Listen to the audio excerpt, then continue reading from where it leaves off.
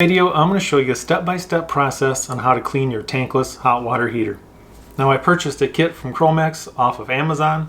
It's going to come with a bucket, and what's most important with this kit is this filter screen.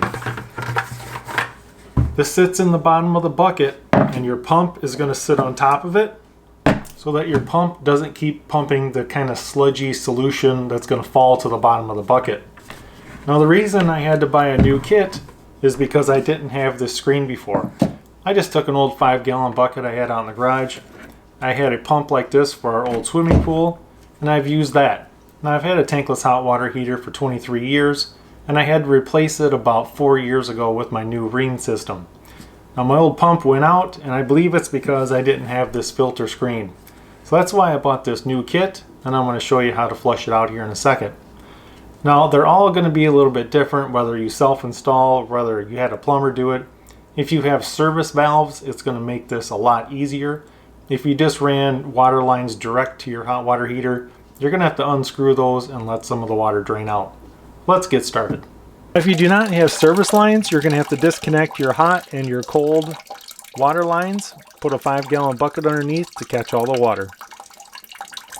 And now the included hoses in the kit. This one is stainless steel braided with red dashes on it. This one has blue dashes. This one's for the hot side, which hot is always on the left. You got the blue dashes here. Blue is for the cold side. Cold is always on the right. Go ahead and connect your two water lines. You're going to need about 2 gallons of water in your 5-gallon bucket, and make sure your filter screen is in the bottom.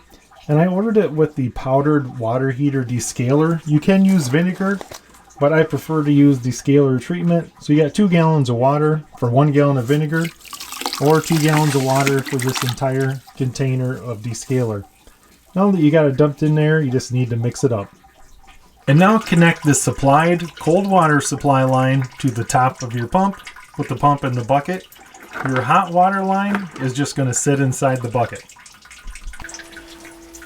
Now before you plug in your circulating water pump, make sure you unplug your hot water heater. And now plug in your pump to a 110 outlet.